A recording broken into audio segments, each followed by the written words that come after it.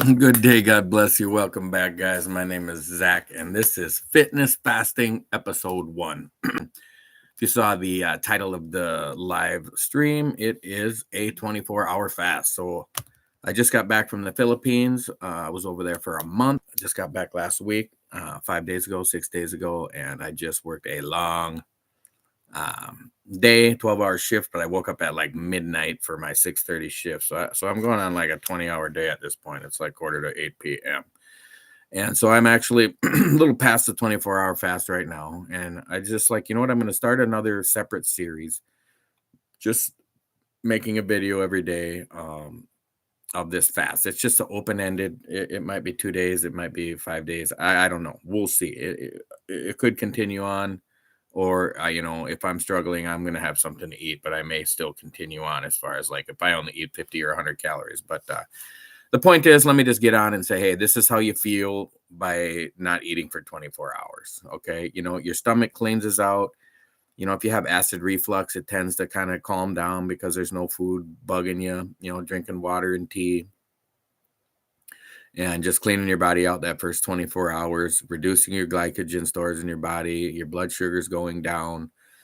You might not be like completely out of sugar already, but depending on how active you are, for example, I have a goal to walk 10,000 steps every day, and I'm at like 12,000 steps, and that was just like a normal work day for me. So adding that extra 5 miles of walking on top of, having not eaten for 24 hours, your basal metabolic rate is burning up like 150 calories an hour anyway. So I'm probably pretty close to, and then it goes by your glycogen storage capacity. So being a former, half marathon runner and even recently running a lot, I probably have a high capacity for glycogen and sugar stores, but I'm still probably, well on my way to burning up all the sugar stores and starting to get into the ketosis where your body is creating ketones, and then you're burning fat for fuel. So something really nice about being in the Philippines for a whole month. Good evening, the Prancing Cat. Glad to see you on. Hit that thumbs up, hit that share. Is I didn't weigh myself for the whole month, and it was kind of freeing, even though I knew I wasn't dieting and exercising that well over there. I mean, we hit the gym for like an hour in the mornings, about 50% of the time I was over there, maybe a little more than that, maybe 12, 15 days out of the 30.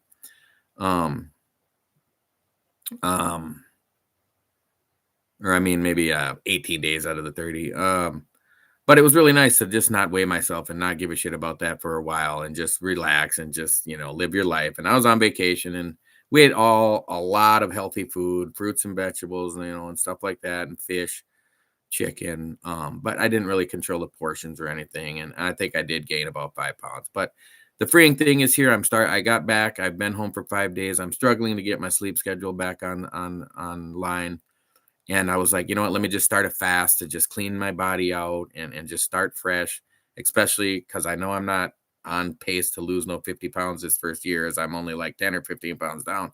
Let me just hit a hard fast for this month and see what I can do. I'm back to working a lot. I'm going to try to work a lot till the end of this year. And I just have a lot easier time fasting when I'm working because I just go to work and do my thing. So talking about how you feel that first 24 hours without eating, if you've never done it before, you're going to have some really strong hunger pains, especially if you plan it the day before. You're going to wake up and it's like your psyche knows that you said you're not going to eat, and it just starts giving you hunger pangs in your stomach right away. Grumbling hungry this morning, like before I would even have normally been hungry. It was like preemptively hungry because it knew I was going on a fast. So, but it's not that big a deal. And that's why I talk about here, hurry up and failing, because the more you practice at this, the easier and easier it gets. Like for me, until I'm really like headache and can't hardly walk, and I stand up and my blood pressure gets so low, I damn near pass out. It's very easy until that point for me. And for me, that point comes somewhere between like 5 and 10 days. And so, it's like super easy for 5 or 10 days physically. Psychologically, you may break at any time. You just see a commercial for food and it makes you trip and slip. And that brings me into my next point here is like, I've told people about fasting and they're like, how can you do that? How? I just can't do it. How can you do it? How can you do it? And it's like, well, how you do it is don't eat. That's really not the question. The question is why. And if your why is not right for you, if it's not powerful enough, impactful enough, meaningful enough for you to continue, then you just won't do it. The how doesn't matter. If you know why, you'll know how. Your why will make the how happen. Like this morning when my hunger pains hit hard once, and then this afternoon they hit once, and then like right now they're hitting pretty hard. Like my stomach is hurting. It doesn't bother me a bit. It's victory. That means you're fasting. That means your body is releasing hormones, your hunger hormones, and I'm not going to talk too much about those because I've talked about them before, and there's videos online, especially Dr. Jason Fung and other doctors that talk about the hunger hormones, ghrelin and peptid YY and satiety hormones and all those. So those are real things, and those are happening in your body, and they're fun to learn about and fun to know. But I'm just going to tell you, they're there. You're 24 hours into your fast, and you should feel pretty good. If you drank your water. For me today, okay, I am going to eat a clove of garlic every morning, though. I didn't even Google how many calories are in a clove of garlic. I chop it up and drink it with water. It's great for your heart health and your blood blood system. So I don't want to stop taking that. So I'm just going to take that in the morning, and it's more like medicine to me. It's not really food. I'm sure it has very low calories in a clove of garlic. I'll go. And then I had quite a bit of tea today, like 5 cups of black tea, and then maybe a half a gallon of water. And then I walked my 10,000 steps, ended up being about 12,000. But the why do I want to fast? If it's just like, man, I'd really love to lose some weight, then you're going to feel hungry and you're going to want to eat, because wanting to lose weight is just not strong enough of a why. Like if you really wanted to lose weight, you wouldn't be fat in the first place. You're fat because you want to be. You're winning. You're fat. You're winning at being fat because it's exactly what you want. When you understand that your life is everything you will accept, your limitations are only those that you've placed on yourself, and nothing is stopping you. I'm overweight, and there's nothing stopping me from not being overweight except me. If you believe somebody else, some other circumstances, some outside circumstances are causing you to be overweight, if you're going to blame it on your hormones or your thyroid or your some condition that you may or may not have, and it's probably more because you're fat, not that's why you're fat. But when your why is that you had diabetes and you need to make sure that never comes back. Heart disease has been the most prevalent cause of death in the last 3 years, ever since COVID hit in America. And that's something you need to deal with, especially being over 50 years old. Overweight, over 50. At least I don't smoke or drink alcohol in any kind of excess. I don't smoke at all. I don't do drugs at all. I barely even take prescription drugs like aspirin or Tylenol ever, once or twice or 3 times a year tops. And I drink a glass of wine once a day or once a week or once a month. I don't keep track, but it's not much. I just happen to have some wine this week.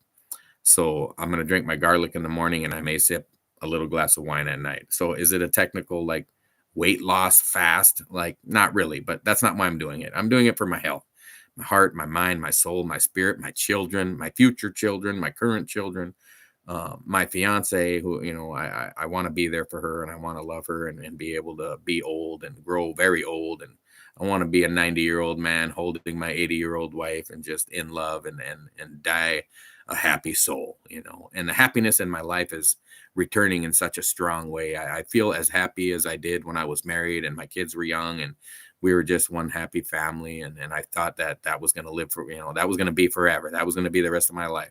I was going to raise these kids and die of old age with this woman in my arms. And it just didn't happen that way. And so I've been down, for about 10, 12 years. And now it's finally, after 3, 4 failed relationships, I finally found the right woman, and I found the right, I think I found the right woman because I found the right state of mind first, and Zach, what does this all have to do with fasting? It's like, if you don't have your mind right, you don't have your life right, you don't have your priorities and your whys right, you're not going to be able to fast. You're not going to be able to improve your health in the most dramatic and most rapid way possible, which is fasting. So it's the actions. Like, it's so easy. You just don't eat. Like, it's actually an anti-action. I'm going to not do something today rather than do something. But so what I feel like I'm doing when I'm fasting, because it's hard to concentrate on things that are like, what are you not doing? Like, oh, you're not eating. You're not getting fat. You're not eating junk food.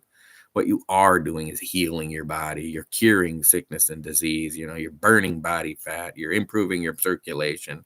improving your blood. I mean, I should have took my blood pressure yesterday. I meant to take a video of myself taking my blood pressure at the store, and I totally forgot. But it just goes way down within about 48 to 72 hours. Your blood pressure is like, if you had high blood pressure, it's down to normal. And if you had normal blood pressure, it's on the lowest end of healthy normal within like 72 hours. And to let the emotions go, because you're gonna, that emotional eating for me. And sometimes it's emotions connected to other things in your life, and it turns into that emotional eating. They call it emotional eating, but it's really it's depression and anxiety and stresses at work and emotions related to other topics, not eating topics, but then they translate into that stress eating, that emotional eating. And you have to be able to identify that. It happened to me today. I was at work. I had a little bit of a stress emotional reaction to something that happened. And I immediately thought about eating when I get home.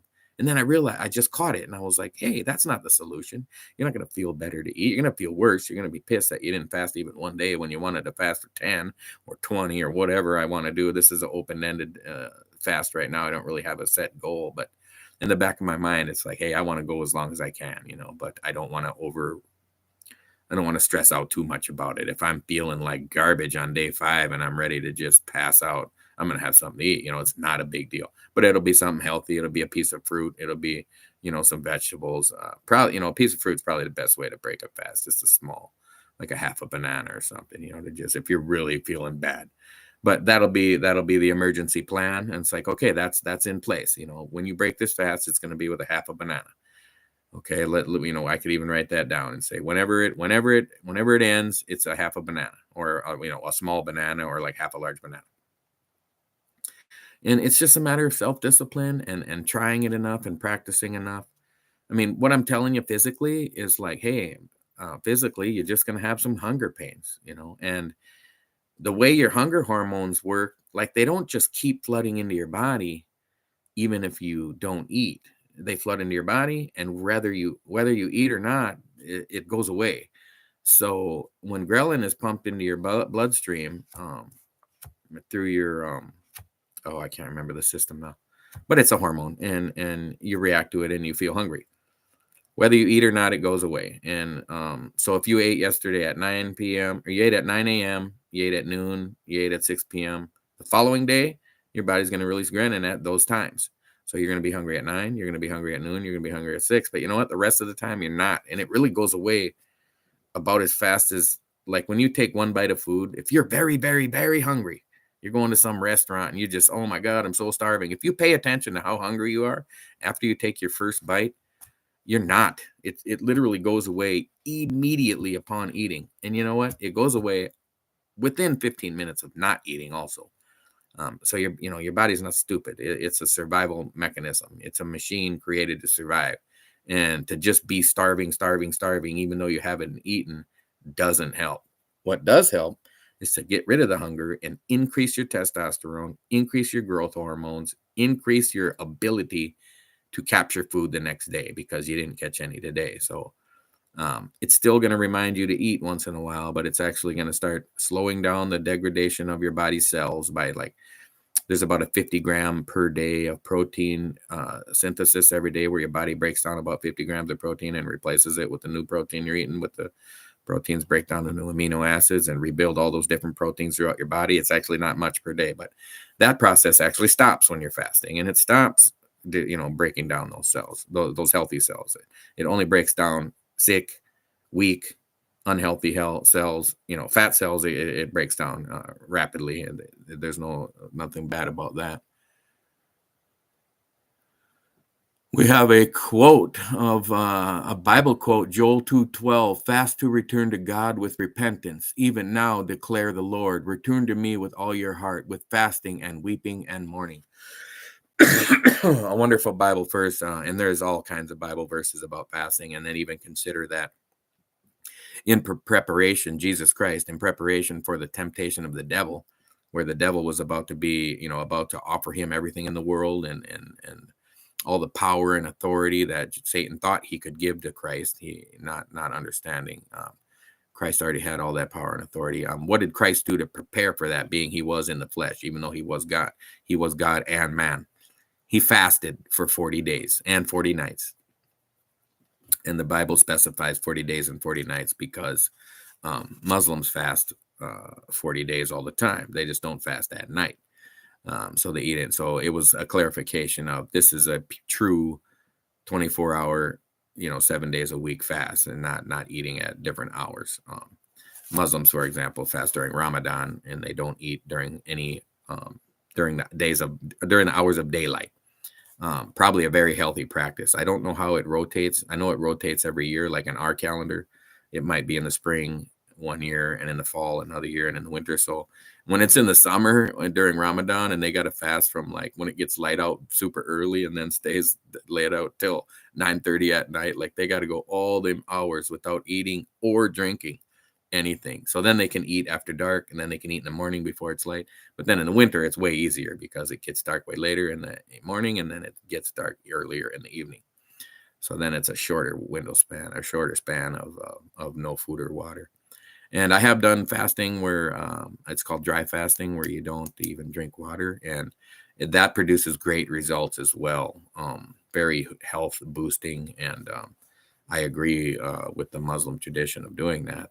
I've even considered to start celebrating it kind of along with them, even though I'm not Muslim and I don't traditionally celebrate Ramadan. It's just a healthy way to eat for a month. Kind of do like an OMAD, just fast all day, don't drink anything, and then get your electrolytes in you with some water, with some fasting salts, sodium and magnesium and potassium, and then eat some healthy foods, meats, fruits, vegetables, nuts, berries, and call it a day. And if it's all about your weight, it might not be as efficient as my new philosophy is. Just make it about your life, your health, your wealth, your happiness, like the title of the channel. But of course we want to lose weight, but I think when we're a prisoner to that scale, and one of my trainers told me years ago, like, weigh yourself every day because you need to be accountable for what you did the day before. And it's like, if you can't be accountable for your actions by what they are, like I ate a box of Twinkies, I better weigh myself to see if I gained weight. Well, what if you didn't? What if you worked out so hard the day before, you ate a whole box of 12 Twinkies, and you weigh yourself the next day and you lost a half a pound? And then you think, okay, that worked. No, that didn't work. No matter if you gain weight or lose weight, unhealthy food is unhealthy food. That's not going to be good for your blood pressure, your cholesterol, your heart, your lungs. You're going to be damaging your kidneys and your liver and your pancreas and your gallbladder. Eating unhealthy is more than just being overweight or not. Skinny people are very unhealthy sometimes too, because of poor diet and drinking. And, I know super skinny guys that drink so much, they're unhealthy as all could be. Their kidneys are ready to just collapse, and their liver is just toxified, and they're skinny, they look healthy on the outside. But, so anyway, that's why what I'm getting at about just freeing myself from that scale. And it's like, let's just say you put on clothes every day, they're going to start fitting better. You look at your face in your fasting videos every day, it's going to start looking better, and let's just get real about it. Being in the Philippines and eating so much healthy food, I'm like, man, if I retire over here and I learn how to eat this food, fresh fish out of the ocean and fresh vegetables at the market, and you make that the vast majority of your diet, maybe a little half a cup of rice and a piece of fruit, like mixed in throughout the day. Like, what a healthy way to live, and breathing that fresh ocean air. And anyway, it just made me so much more motivated to like do this for your health, man. Like, get back on your YouTube channel, which I posted like 50 videos in the Philippines. If you go check out my playlist, I think it's called Philippines Vacation. There's like literally about 50 new videos, either shorts or videos. I think it's about half and half, like 20 something videos and 20 something shorts. And it just documents a lot of the fun we had over there and some of the adventures and just seeing what it's like and the lifestyle over there. But, the results are going to start coming in. And so I just want to record this quick video. I'm already going on 20 minutes. I literally planned on it being 5 minutes, but then I started laying a lot of groundwork. But tomorrow's video is probably just going to be more like 5 or 10 minutes of I'm on 48 hours. This is how I feel. I'll be honest with you. Just the 20 minutes I've been talking, the hunger pains were there, and then they left, and now they came back a little bit. And it's a little bit against what I'm talking about, but it's like it's very mild. It's almost like unnoticeable. Like I feel like if I took a sip of water right now, I wouldn't notice it. It's learning how to tell the difference of real hunger and thirst. Like this is thirst when it's really like in your stomach, like you really way down here in your belly. When you feel that, that's actually thirst. That's your body calling for water. And that's why sometimes when you eat, it doesn't go away and you eat more and more and more. And then you finally drink something at the end of your meal and then you're just dying full when really you were just thirsty the whole time. When you're truly hungry, which takes a while, you start feeling it like way up here. You feel this process that's happening in your throat and you say, well, I've never felt that. It's like, yeah, you've probably never been that hungry because we have such great access to food that we eat 3, 4, 5 times a day before we even get hungry, before we even have a chance to be really actually hungry, like the way nature intended us to be. So when you know the how, the why, or I mean, when you know the why, the how will answer itself. Like, how do you go 24 hours without eating? It's like, it sounds stupid to me, but I know people would say something like that. And it's like, how? You just said how. You don't eat for 24 hours. Now, why is what's important. And when you know why, Zach, for your diabetes, for your heart, for your health, for your children, for your future children, for your life, for your wealth, your health, your happiness, for the things that matter a lot more than your body weight. If I get fit and I weigh 200 pounds, great. I want to weigh less than that, but it's more like, are you fit? Are you healthy? Did the doctor say, boom, you look like you're going to live to be 100? Like, then you don't care what you weigh, right? And like I know I fasted 24 hours. I'm sitting here. It's 8:05. I think my last meal last night was more like 6:30, maybe even before that. It was pretty early. I was sleeping by 8 last night, so 7:30 or 8 o'clock. So I know my meal was way before this, and I feel great about it. Like it doesn't matter what I weighed. What if I weighed myself yesterday right before I started, and then I weighed myself right now, and I weighed the same, or I weighed a quarter pound more because I drank a lot more water and tea today than usual? Maybe it would irritate me or piss me off or throw me off track. Like, my God, I went all day without eating to gain a quarter pound or to not lose a quarter pound. Well, really, you gained health. You definitely lost body fat, or at least you lost the glycogen stores that are taking them down. And tomorrow it'll be more body fat. And the day after that, 72 hours in, you're in ketosis and you are burning body fat. Like, probably for me, with my metabolic rate and my 10 to 12 to 20,000 steps a day, sometimes I'm just trying to make it real easy and just set a goal of 10,000. Because on my days off, I mean, you got to get outside and walk 5 miles. It's a little harder to get them 10,000 steps in because I usually do it all at once. Where when I'm at work, I'm getting up and walking around and sitting down, getting up, walking around, sitting down for 12 hours. And it just easily, I don't even notice. I'll forget. I'll look at the end of the day. Oh, man, let's see what it says here. I went, yeah, 11,866 steps without doing any exercise to me. It felt it was just my normal day of walking around. So in a way, it's a matter of mind over matter. And there's an old joke: if you have no mind, it doesn't matter. Why do you want to eat? And it's like, it doesn't matter. Just get over it. Like, be bigger than it. You can't be hungry without eating. But just one day, just one meal, and really it just ends up being one little hunger pang that goes away relatively quickly, especially if you'll distract yourself. Like, something I love is to study and play chess. I actually love studying it more than I love playing it because I'm not as good as I used to be at it. But I still love reading books about it and watching videos about it. And that's something that will distract me almost instantly.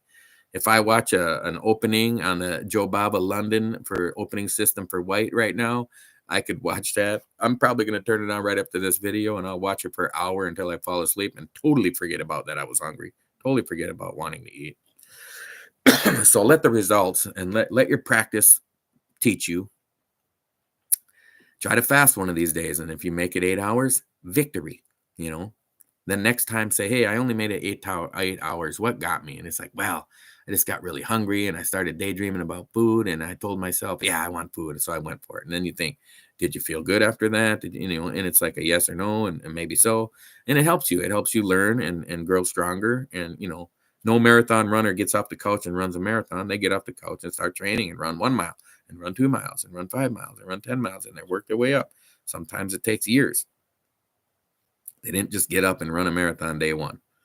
The strongest man in the world didn't just decide, all right, I'm going to lift the most weight than anybody ever has in history and just get off the couch and go do it. No, train rigorously for years and years and a decade, to be the world's, strongest deadlift or heaviest deadlift, whatever. So it takes practice, and then you'll see the results, and the results come from those actions, and it just let it happen. Don't overemphasize that scale. Just emphasize that, hey, I guarantee you my pants will fit a little better tomorrow. Not because I've lost a ton of body fat, but because I've lost the weight of the, what am I going to call it? The waste in my stomach. When your body starts burning up all these carbs, like I said, let's just say I have a 4,000 calorie capacity to store carbohydrates and the glycogen in my muscles and the glucose in my blood. And it totals about 4,000 calories, because that's not average. That's pretty high, actually. But I think mine is on that higher level, because when I take ketone strips to test my ketones, it takes over 2 days for me to test positive for ketones, which tells me I have enough sugar stored in my body for more than 48 hours, which my metabolic rate would make that over 4,000. So I'm even lowballing that I have at least 4,000 calories in my body. So when those 4,000 calories start burning up, every gram of carbohydrate stores, every molecule of carbohydrate stores 2 molecules of water.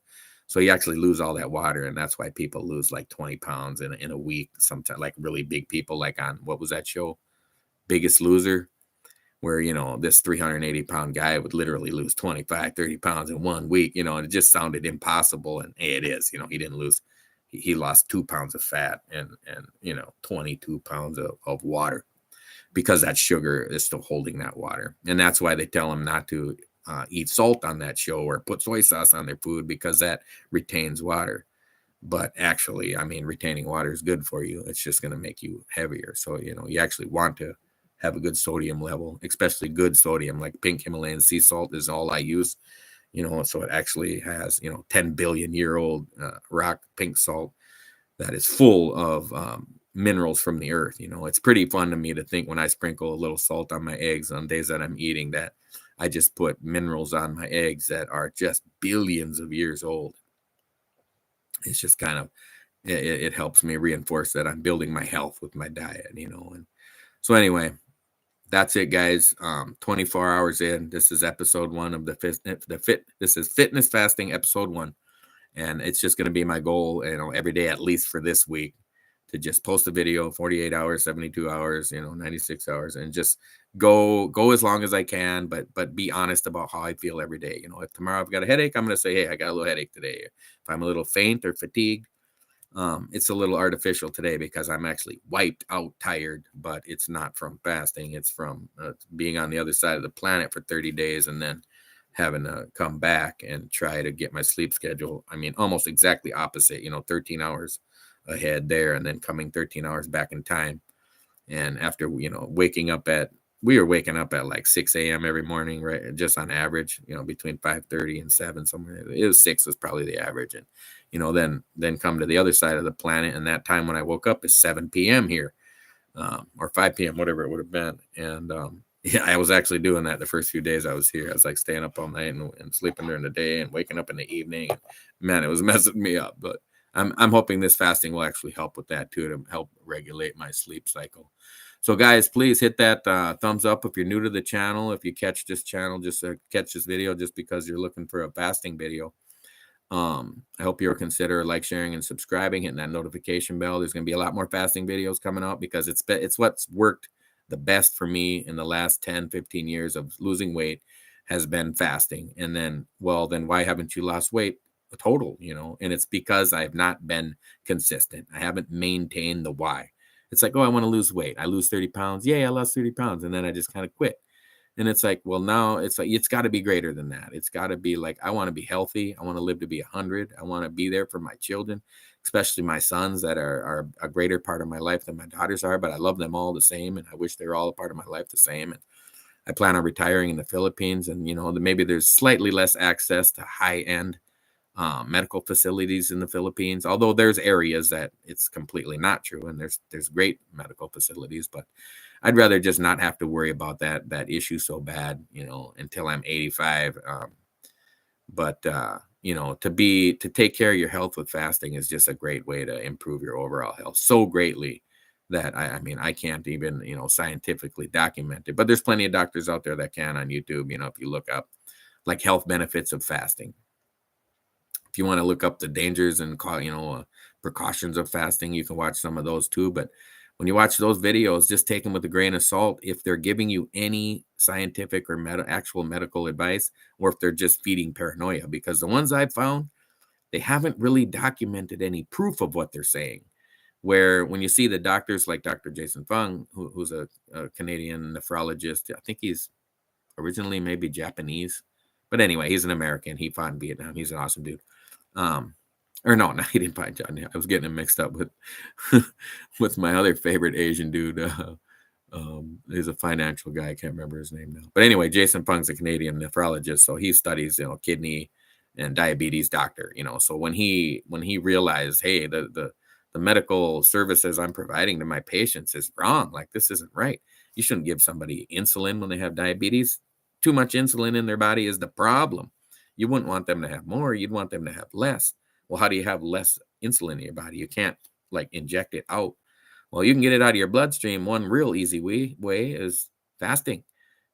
Your pancreas will produce no insulin ever as long as you're fasting. And then if you eat healthy fats and protein, it will create barely any. I mean, that's the cure to diabetes. Like, it will be gone in no time. Like 1 month, your A1C will just bomb drop. And so like, there's no secret. Fasting is not a secret to the people around the world. There's clinics in Europe there's fasting clinics in Europe that are created to cure cancer. I'm not saying fasting cures cancer. I don't, for me, I haven't had that. I haven't done it to cure that. I know if I got it, I'd fast it away. That would be my number one go-to, but consult your doctor before fasting, guys. If you're diabetic, don't fast unless you learn that you need to quit taking your shot, because if you're taking metformin or the shot, I can't remember what the shot medication is, it's just insulin. That'll kill you, because you're not getting any sugar. Those things are countering your unhealthy habits. So like taking a shot of insulin is you're gonna die if you don't eat sugar. So it shows you, like, diabetics, sugar's killing you. And then you take a shot that makes you have to eat sugar to keep up your blood sugar. Otherwise, it's going to drop down below like 30 and you could die. So it's like, let's do the right thing. Do your homework, guys. Don't listen to me fully, but you know what I mean? Like, do some more homework. Google it, YouTube it. There's a million awesome videos on YouTube about the health benefits of fasting. And I'm just going to document mine. Maybe I'll go get a physical here quick in the next week and document my cholesterol and my blood pressure and my blood sugar, and then keep on fasting and just show the difference, of how rapid and how successful it can be as a health building tool. But all right, guys, now I'm really rambling on too long. That's a 24-hour fast. I feel great, and we're going to keep on rolling strong tomorrow. So God bless you guys. Jesus loves you. I love you, and I'll see you in the next episode.